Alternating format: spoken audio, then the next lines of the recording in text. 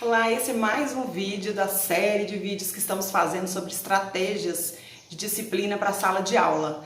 É aquele professor que está desistindo do método antigo, controlador, cheio de raiva, de tensão e buscando alternativas inteligentes. E uma delas é essa aqui, né, da disciplina positiva aplicada na sala de aula. E a gente continua seguindo também esses encartes das estratégias aqui que a gente já aplicou, que a gente tem consciência de que funciona e a gente quer compartilhar.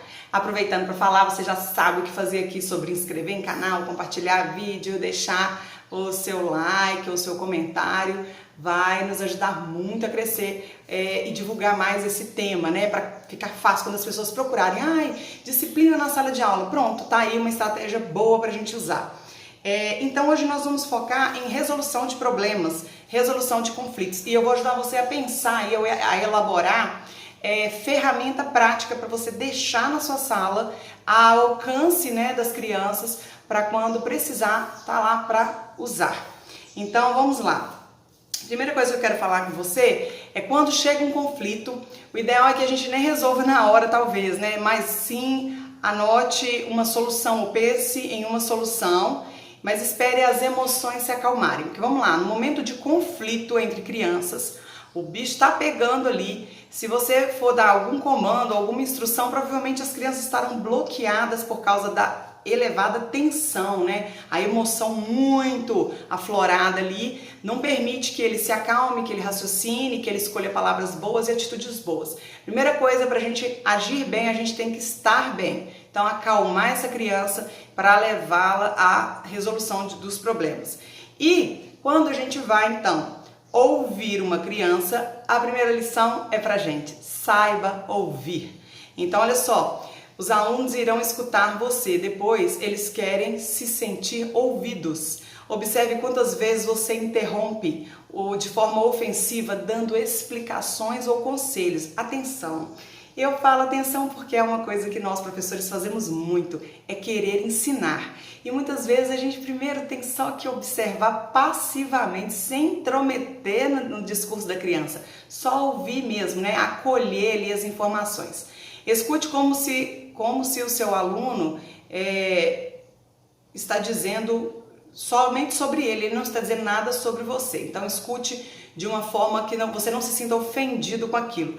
O aluno está relatando um fato, então não pegue aquilo como uma ofensa para você.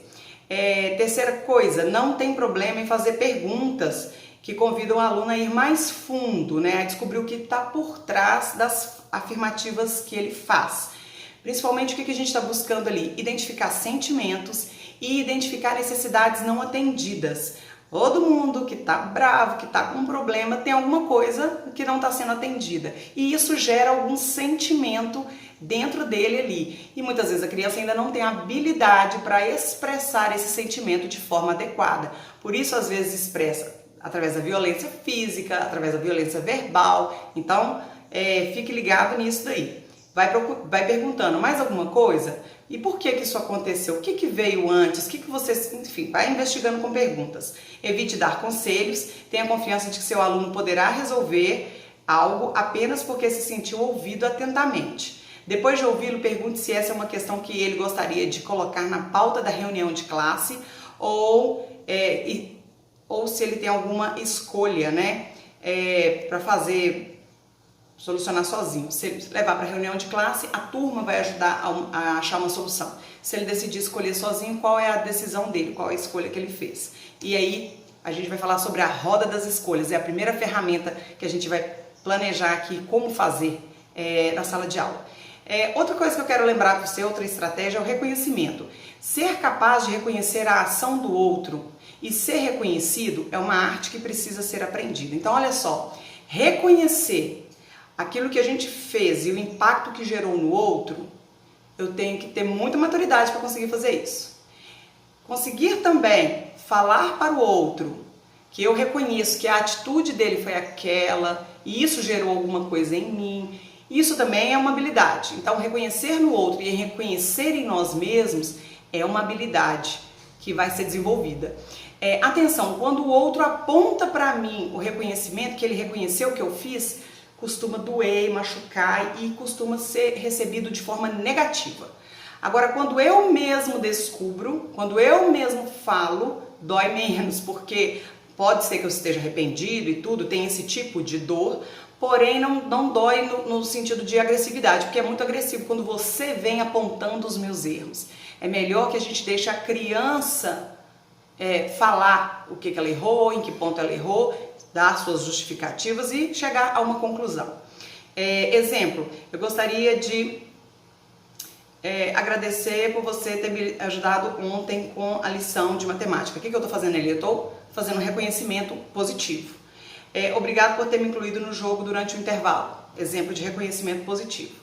Os alunos vão superar com o tempo a vergonha de reconhecer e ser reconhecido uma vez que eles praticarem essa habilidade. Então, a princípio, quando a pessoa vai desenvolver essa habilidade, você vai ver até que para você mesmo é difícil você assumir o ponto em que você errou. Isso é uma questão da vulnerabilidade. Eu estou me tornando vulnerável. Quando eu assumo o meu erro, eu estou dando chance para você me criticar, para você me culpar, para você dizer bem feito, viu, é culpa sua mesmo. Então, eu vou ter que ter uma atmosfera de confiança para poder ser vulnerável e isso funcionar bem. Isso também tem que funcionar a meu favor. A minha vulnerabilidade, eu me deixar vulnerável, me abrir para você, isso tem que ter uma boa recepção. Então, essa atmosfera entre as crianças, ela precisa ser construída, não vai ser fácil, não vai ser rápido. Ensina os alunos a focarem nas conquistas dos outros e como eles ajudam os outros. Ressaltar sempre o bem, né? Falar sempre atitudes boas, atitudes positivas. Isso a gente pode reforçar. É útil dar exemplos de como reconhecer coisas boas todos os dias. Isso é legal. Então a gente vai ensinar pelo que é fácil, pelo que é prazeroso. Reconhecimento de quê? De coisas positivas. E aí quando chegar na hora de fazer o reconhecimento de coisas negativas, pelo menos o processo o menino já conhece. Agora lidar com essa dor do eu ferido, né? Porque eu vou ter que evidenciar um erro meu, isso dói, isso me envergonha, isso é constrangedor, mas a criança vai desenvolvendo com o tempo, tá bom? Nós adultos também temos essa mesma dificuldade. Isso não é típico de criança, não. Isso é típico de quem está desenvolvendo essas habilidades. Bom, falando agora sobre o momento da crise, né? 4 passos, então, para a gente agora resolver um problema. Já teve a crise aconteceu, rompeu ali, e agora o que eu faço? Então, para a gente resolver um problema, a gente vai fazer o seguinte: as habilidades de resolução de problemas são muito importantes tanto quanto as habilidades acadêmicas. É um ponto que a disciplina positiva destaca muito. Primeiro, coloque uma cópia dos 4 passos de resolução de problemas, onde os alunos possam recorrer. Então, deixa um quadro de avisos lá, deixa os 4 passos para solucionar um problema. E aí, então, primeiro ponto, ignorar. É preciso ter coragem para se afastar. Então, o circo está pegando fogo ali, qual é a coisa mais sábia?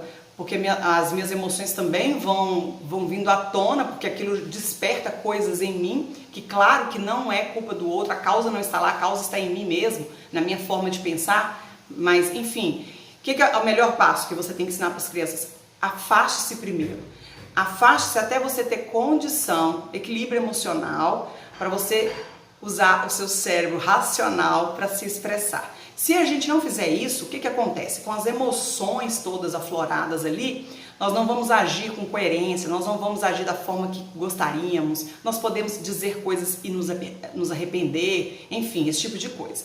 Segundo ponto, fale sobre o problema respeitosamente. E para falar do problema, não é a princípio falar do outro, isso tem que ensinar para a criança, é falar de mim. Então, exemplo, fulano me empurrou no parquinho. A frase sai assim, né? Mas vamos voltar aqui para mim. Como que eu poderia falar isso de uma maneira não violenta, né? De acordo com a CNV e a comunicação não violenta. Eu poderia falar o seguinte: olha, eu estava querendo brincar no parquinho, eu tinha necessidade de participar, de me sentir incluído nessa brincadeira. Mas, quando eu fui empurrado, eu fiquei frustrado, chateado, me senti desrespeitado, isso me deu muita raiva. Ok, falei então a minha necessidade, que era lazer, falei do que aconteceu, o fato que o meu corpo foi empurrado. Nem acusei ninguém, nem estou dizendo que foi alguém, pode ser, sei lá, um bicho passou na hora e me empurrou, não estou nem dizendo nome de pessoa, mas eu falo fato, eu me atenho ao fato, fui empurrado, caí lá do parquinho lá porque eu fui empurrado. E o sentimento que isso gerou, porque como feriu a minha necessidade de lazer e feriu a minha necessidade de ser respeitado, eu fiquei com raiva, fiquei frustrado, fiquei chateado na hora, me deu muita raiva. Enfim, não é problema falar de sentimentos negativos, não é feio sentir raiva. Isso é uma coisa que a gente tem que pensar também a respeito. Não é feio sentir raiva. Feio talvez seja revidar de maneira violenta a nossa raiva. E talvez seja uma coisa que a criança vai precisar aprender. Mas sentir a raiva é humano, né? O sentimento ele vai vir mesmo. Agora a forma como eu vou agir logo depois, aí é que está a questão. E escolha uma solução, depois de pensar em várias soluções. E por último, peça ajuda se você não puder resolver o problema sozinho. Peça ajuda para resolver junto da turma. Reserve um tempo para os alunos praticarem esses passos e executar um desafio típico. Então é fictício, mas é típico de acontecer ali no ambiente escolar. Quando os alunos estão em conflito, pergunte o que o ajudaria a colocar o problema na pauta ou seguir os passos da resolução de problemas juntos. Então o que acontece? Se não dá para esperar, a gente pode fazer essa resolução de problemas ali na hora. Agora, se puder esperar, coloca na pauta. De repente, o esperar é um fato que está sendo recorrente, uma coisa que envolve muitos alunos, né? Uma coisa mais polêmica, assim, dá para colocar, então, para discutir em um outro momento com a turma toda, ok? Então, para isso a gente vai, então, para falar dessa solução de problemas, a gente vai dar escolhas para o aluno. Nós, professores, somos habilidosos a fazer o quê? Dar conselhos, dar instruções, fazer o passo a passo. Isso nós somos ótimos. Mas agora a questão interessante para o aluno se sentir respeitado, parte do processo, valorizado, para tudo isso dar certo dentro da disciplina positiva, ele tem que ter escolha, ele tem que ter o poder de decisão. A decisão não precisa ser ilimitada. Você pode e deve limitar as decisões, né? E sempre ensiná-los como escolher uma melhor decisão. Para isso a gente pode fazer a roda das escolhas. Aqui no livro tem um modelinho, nesse livro aqui, ó, Disciplina Positiva em Sala de Aula, tem um modelinho da roda da escolha. Ele faz um gráfico no formato de pizza e aí o professor pode fazer em uma folha maior e aí pede a ajuda das crianças para fazerem uma ilustração que represente como é a forma de solucionar problemas. Então a turma, se você jogar isso para uma turma, talvez eles fiquem em silêncio, eles ainda não sabem nem por onde começar. Daí você pode dar sugestão. Quem nunca acha que quando a gente compartilha objetos ou reveza, você usa um pouco, eu uso um pouco, isso serve para resolver alguns tipos de problemas. Então, por exemplo, dividir brinquedo. É comum, né, para as crianças menores esse tipo de situação. E aí você sugeriu, aí as crianças concordam ou falam novamente com as palavras delas, pega isso e lança isso no seu cartazinho modelo de pizza. Peça uma criança ou outra, enfim, ou junte mais de um desenho que possa ilustrar isso. Depois você monta com calma esse cartazinho e coloca na sala num lugar acessível para as crianças. Outro, seja amigo. Outra sugestão, use uma frase que começa com eu. Lembra que eu acabei de falar? Na comunicação não violenta, a gente vai ensinar para a criança a não falar o você fez isso comigo, você, a culpa é sua. Isso não, isso dói, isso machuca, isso ninguém quer ouvir. Então eu falo eu tinha essa necessidade, eu senti que minha necessidade não foi atendida no momento que ocorreu esse fato e isso gerou em mim esse sentimento. Posso nomear os meus sentimentos, posso nomear minha necessidade e posso então esperar agora uma solução, fazer um pedido final para que esse erro, né, essa coisa que aconteceu seja corrigida. Diga o que você quer, né? Finalize com um pedido, então como que eu posso ter um pedido aí para solucionar meu problema? Resolvam juntos, tente mais uma vez, peça para parar, coloque na pauta da reunião de classe. Use o quadro dos objetivos equivocados, que é um outro quadro, uma outra ferramenta que a gente discute em outro dia, em outro vídeo, outro. Vá para um lugar para esfriar a cabeça, aí é o ideal da pausa positiva, nós falamos disso no vídeo passado.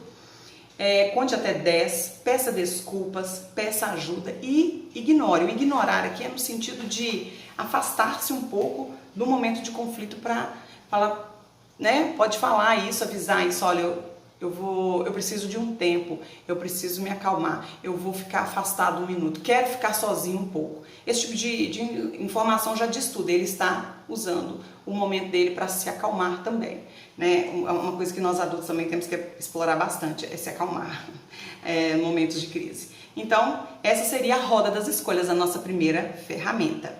Bom, o que mais? Quando a gente vai agora falar de focar em soluções, as soluções, primeiro a gente não vai solucionar tudo para a criança, não é isso que a disciplina positiva nos recomenda. Recomenda, porque senão essa criança vai sempre depender de você para solucionar os problemas. O ideal é que você ensine a essa criança como que a gente soluciona um problema. O princípio é básico, é um problema que não seja ruim nem para você mesmo, nem para o colega e nem para o meio ambiente. Então, nem para mim, nem para o outro, todos os outros aqui envolvidos, e nem para o meio ambiente, né? Então, a melhor solução possível. Pode ser que haja mais de uma solução. Qual é a melhor possível? Então, numa reunião de classe, quando a gente vai fazer reunião de classe, a gente lança o problema relatado ali e leva para a turma. Quais são as soluções que não são punitivas, são soluções boas, agradáveis, eficazes, que vão funcionar de verdade para todo mundo, para o indivíduo, para o colega ao lado, para o professor, para o ambiente escolar ficar bom, né? Então são esses os requisitos aí, os parâmetros. Então o que acontece? Nesse ponto, nós e também nossas crianças, a princípio, somos acostumados com a punição. Olha, a punição resolve, porque ele vai aprender uma lição e tal. A punição, de acordo com a disciplina positiva, não resolve. Ela se baseia em várias pesquisas, muito antigas inclusive, falando o prejuízo que a punição gera. Claro, gente, que a gente sabe que na nossa sociedade existe mesmo a questão da punição, né? A polícia, a cadeia, os presídios, eles são formas de punição, né? Em outros países é uma coisa até mais severa, né? Existe pena de morte, prisão perpétua, são formas de punição também. Mas aqui a gente não vai pensar por essa linha, porque essa linha seria o que a gente já fez até agora e deu errado, né? O que nos desgastou no processo educativo, o que não gerou educação socioemocional, é simplesmente fazer por punição. O ideal é todo pensamento ético, né? Fazer o que é certo, que é o melhor para mim, para o outro e para o ambiente. E, enfim, o que a gente pode fazer junto com essa solução do conflito é cessar esse conflito, esse problema, essa causa, né? Atender às necessidades de todos, levar em consideração os sentimentos e as necessidades de todos e buscar, então, nesse processo de busca por uma solução eficaz, reparação dos danos. Então a gente vai falar sobre erro e reparação de erro também. Então vamos lá, ensina os alunos a focar em solução, não apenas na reunião de classe, mas durante o dia todo. Convide alguns alunos a fazerem um cartaz com os seguintes passos para focar em soluções. Identifique o problema, pense no maior número de soluções possíveis. No caso da reunião de classe, o professor pode colocar no quadro mesmo, né? Depois a gente apaga. Solução para esse problema, aí um levanta o dedo e dá uma sugestão, você coloca todos, depois você vai analisando um por um com a turma. Gente, isso aqui é punição ou é solução? Gente, esse aqui tá parecendo que vai ser eficaz? É possível fazer isso aqui? Que também tem coisas que podem ser impossíveis de serem aplicadas, né? E por aí você vai descartando o que não for necessário e fica com a solução melhor. Junto com a turma, você vai fazendo na forma de perguntas e eles vão respondendo sim, não, concordo, não concordo. E aí você vai debatendo ali até você, com a turma, com o consentimento, com a participação, eles vão então eliminando a solução que é inviável por algum motivo e ficando com as soluções boas.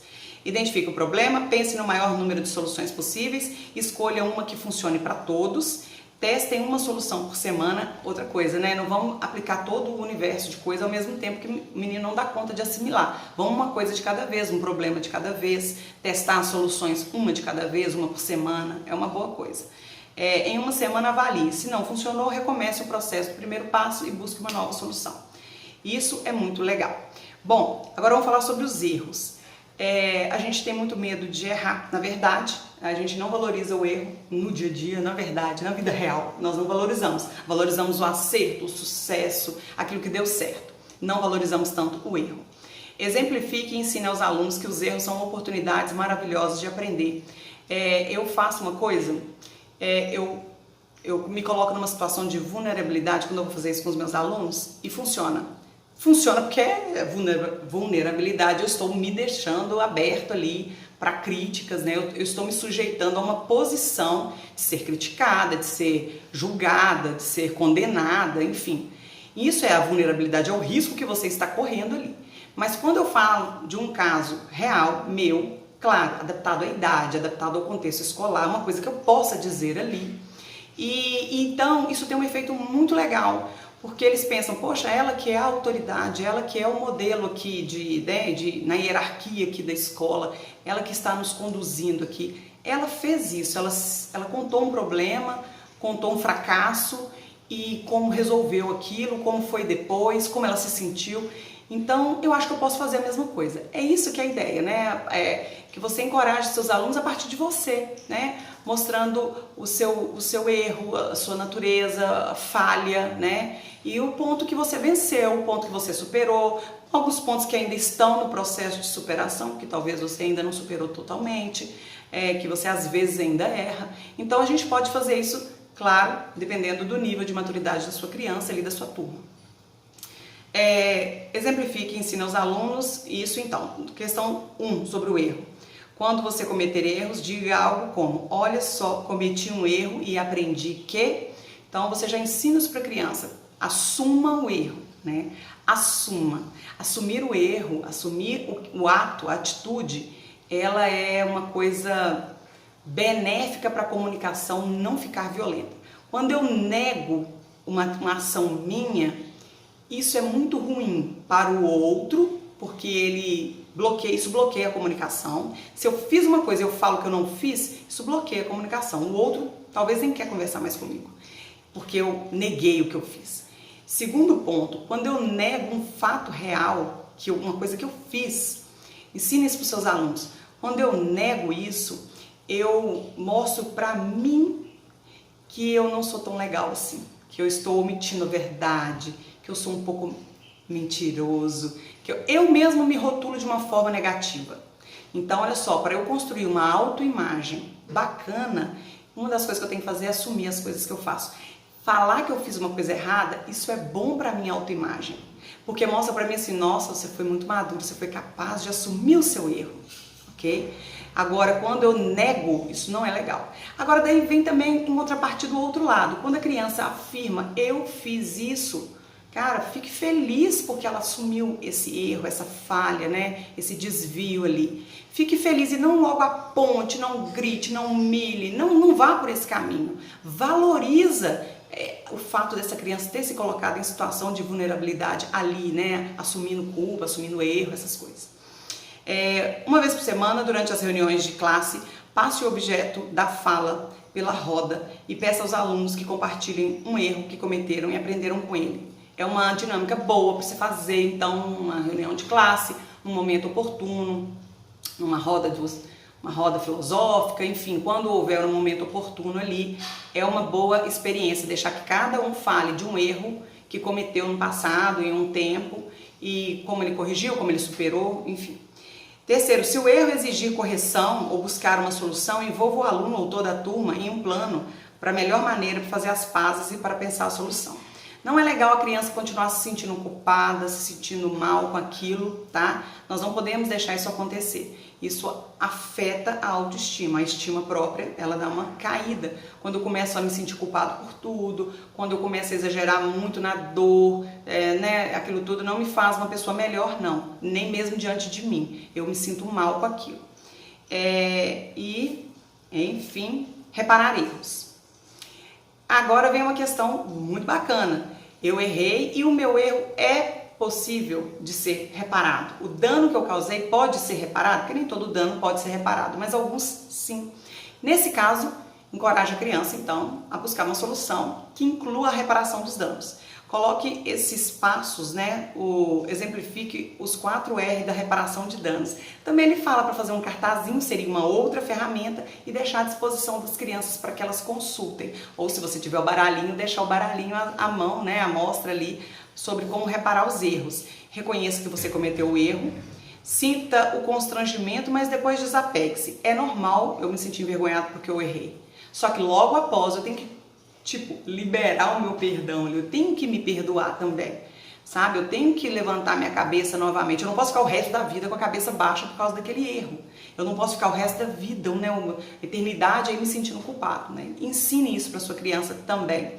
Responsabilize-se pelo seu erro sem culpa nem vergonha. Então, no segundo momento, você já eliminou a culpa, a vergonha, o ó céus, ó vida, esse sentimento de dor. E agora só se responsabilize. Não, fui eu que fiz e eu quero agora reparar esse erro. No terceiro ponto, o terceiro R, reconcilie-se e peça desculpas quando as outras pessoas estiverem envolvidas. E no quarto ponto do R aí, quarto R, resolva o problema focando em soluções. Se você não quiser resolver sozinho, peça ajuda para resolver coletivamente. E isso é legal, e é legal a gente mostrar que isso funciona, tá? E passou a régua, depois do assunto resolvido, que realmente o erro foi reparado, aquilo não deve voltar à tona novamente, né? A gente deve superar esse assunto, superar tudo isso mesmo e prosseguir aí adiante. Uma coisa bem legal também que eu acho aqui, que eu quero compartilhar hoje, é sobre a roda das escolhas da raiva. É uma outra roda que também pode ser feita na forma de pizza, de gráfico de pizza. E aí você faz da mesma forma, convida as crianças para pensar em soluções, ilustra, coloca a palavra-chave que identifica cada fatia da pizza. A roda oferece escolhas aos alunos para que eles expressem a raiva de maneira socialmente aceitável. Então, primeiro ponto, é normal sentir raiva, o ser humano sente raiva. Você pode sentir raiva, esse sentimento está lá dentro de você, não tem como você negar. Você sentiu mesmo a raiva, já foi sentido, né? Acontece dentro de você. Agora, como eu expresso isso? Eu não preciso continuar sentindo raiva. Eu posso solucionar isso. A minha raiva, ela veio até aqui por quê? Por causa de alguma coisa, algum processo mental meu. A raiva, ela só é desencadeada pela coisa do outro, o que o outro fez, mas ela não é causada pelo que o outro fez. Vamos explicar isso melhor. Eu tenho a necessidade de respeito. Para mim é um valor, tô falando verdade, eu, Fernanda, acho isso. É uma necessidade básica para mim, é respeito. Se alguém faz algo que no meu entendimento me desrespeitou, eu fico profundamente chateada com aquilo. Então o meu sentimento é a chateação. A motivação foi a minha necessidade de respeito que não foi atendida. Então, uma necessidade não é atendida, daí isso gera algum sentimento. Uma necessidade é atendida, isso também gera outro sentimento. Só que agora a gente vai falar da raiva. Então, a raiva ela vem quando uma necessidade minha não é atendida. Então, não tem nada a ver com o outro. É necessidade minha, meu ponto de vista, eu que acho. Vou dar um exemplo. Há muito tempo atrás eu vi uma mãe falando que se sentia profundamente chateada quando a criança repetia, a filha dela no caso, repetia uma frase que ela ouvia no desenho animado. Ela ouvia a frase da Peppa Pig, papai bobinho, uma frase assim. E essa frase, chamar o pai ou a mãe de bobinho, na visão dela era uma falta de respeito muito grave. E ela então tinha a necessidade de ser respeitada como mãe. E ela então, quando a filha falava essa frase, ela se sentia que sua necessidade de respeito não havia sido atendida. Então ela ficava com raiva, chateada, brava, zangada. E aí eu vou comentar para você por que é uma coisa dela. Porque eu, por exemplo, quando uma criança de 2 ou 3 anos disser para mim, você é bobinha, você fez isso errado, enfim, sua bobinha, mesmo que qualquer tom que fosse usado, eu não iria me sentir tão ofendida. E olha que para mim o respeito é um valor importante, mas isso eu não considero, para mim, um ataque. Eu não considero que isso ataca a minha necessidade de ser respeitada, porque isso não me desrespeita. Vou dar outro exemplo.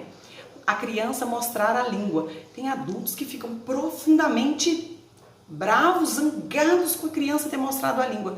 Isso não me afeta em absolutamente nada. Eu não me sinto desrespeitada quando alguém mostrou a língua para mim. Para a criança, eu sei que a intenção dela foi me desrespeitar, foi me dizer alguma coisa ali, Mas isso não, primeiro que a criança para mostrar a língua, olha a idade que ela tem, né? Então eu já sei que ela não tem habilidades muito grandes para se comunicar ainda, e eu levo isso em consideração, claro, e eu vou pensar muito mais em o que eu fiz para ela me mostrar a língua, né? Eu volto a coisa para mim. O que aconteceu aqui que alguém me mostrou a língua? O que aconteceu que alguém me chamou de bobinho, né? Eu penso muito mais nisso, volto a coisa para mim, do que jogo isso para a criança como uma falta de respeito, uma nananana. Sabe? Então, a falta de respeito, por exemplo, o exemplo que eu estou dando da necessidade do respeito, ela é diferente para cada indivíduo. Então, aquilo que é para você, talvez não é para aquela criança. Talvez aquilo nem esteja sendo ofensivo na visão dela. Ok? Então, atenção. O sentimento que gerou em você é responsabilidade sua. É você que tem uma necessidade que não está sendo atendida. Ok? Então, vamos lá. Para a roda de raiva. Continuando, então. Pensem juntos em maneiras apropriadas para expressar a raiva. Durante a reunião de classe, coloque as ideias em prática por meio de encenações, para ver se funciona. Pendure a roda de escolhas no lugar de destaque da sala de aula. Quando o aluno estiver com raiva, pergunte: usar a roda de escolhas para encontrar uma maneira de expressar a sua raiva ajudaria você? Então você vai fazer o convite, né? Perguntando e convidando a criança para ela examinar a roda da raiva. A roda da raiva é feita da mesma forma, a criança constrói com seu apoio ali, com sua orientação, a turma vai construindo, você seleciona, vai validando aquilo dali, peça algumas crianças para fazer a ilustração, também deixe a roda da raiva em algum lugar acessível para as crianças. E para terminar esse vídeo de hoje, eu quero falar sobre as consequências lógicas que são diferentes de punição e castigo. Não é, de acordo com a disciplina positiva, a punição, desistimos dela, tá? Nós não vamos punir, castigar. O que nós vamos deixar é que a criança enfrenta as consequências naturais, lógicas de seus atos, desde que não coloque a vida dela em risco, a integridade física, moral dela e do outro e do ambiente. Então vamos lá, dela. A criança está na beira da janela, quase caindo. Não é hora de você ficar negociando muita coisa, prolongando. Olha, o que você acha? Acha melhor sair da janela ou ficar aí mesmo e cair e morrer? Não é hora disso. É hora realmente de você pegar aquela criança e colocá-la em um local seguro. Dali em diante você aplica suas falas, né? Enfim, vai desenvolvendo um raciocínio explicando por que ali é perigoso e levando a criança também a concluir isso. Claro que dependendo da idade da criança. Para o outro, imagine também que vou deixar a criança aprender com o erro, mas esse erro está colocando a vida do outro em risco, também não posso deixar, né? Tenho que rapidamente agir e colocar todo mundo em segurança. E no terceiro ponto, a criança está brincando com fogo, vai pôr fogo na casa. Também é o ambiente, né? Então eu também tenho que zelar por esse ambiente. Lembra que o nosso objetivo aqui é proteger a vida humana, né? Então eu, o outro e também o ambiente, tá? A fórmula a seguir permitirá que você saiba quando as consequências lógicas são apropriadas. Privilégio é igual responsabilidade. Essa é a dica de ouro. Privilégio é igual a responsabilidade. Então vamos lá. Tarefa que a criança tem que fazer. Ela tem que participar da aula, tem que fazer os deveres, fazer o registro do quadro e tal. Mas aí você fala o seguinte: e se ela não fizer? Aí o que seria a punição? Ficar sem recreio? Mas o recreio já é um direito adquirido. Então isso não é uma regalia, uma coisa a mais. Agora vamos lá. Ir ao parquinho na sexta-feira é uma coisa que você pode bonificar essa turma se tudo correr bem, se o tempo for todo apropriado, se tudo se encaixar. Mas aí a turma tá lenta, a turma tá conversando, dispersa, não conseguiu completar as tarefas do dia. Aí você pode usar esse privilégio que elas teriam de ter o tempo final da aula no parquinho. Aí você pode avisar: olha, como vocês gastaram muito tempo como vocês gastaram muito tempo com a conversa, então ficou agora privado de ter o privilégio de ir ao parquinho, ok? Então é isso, o privilégio ele é na medida da responsabilidade, ele sim eu equiparo. Direitos adquiridos, direitos básicos, eu não posso tirar da criança porque já é dela mesmo, direito à refeição, direito ao lazer, já normal ali, do recreio, por exemplo, isso eu não posso mexer nos privilégios e sempre mostrar para ela que foi uma decisão dela, que a responsabilidade é dela. Fica aqui então com esse vídeo. Continuo pedindo o apoio de vocês, compartilhando esse material. Até a próxima, tchau, tchau.